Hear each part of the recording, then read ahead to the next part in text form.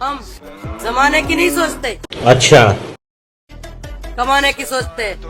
ठीक है। I love money. अरे मैडम, आप जमाने की नहीं सोचते, कमाने की सोचते हो, मगर उस खाट की कौन सोचेगा? उसकी तो सोच लो, टूट जाएगी। अरे थोड़ा सा रहम करो यार उस पे यार। मतलब आप हैवी वेट चैंपियन लग रहे हो और वो बेचारी पतली सी सूखी सी चारपाई है, कमजोर है, उसको आई थिंक चारपाई को भी कॉन्स्टिपेशन हो सकता है।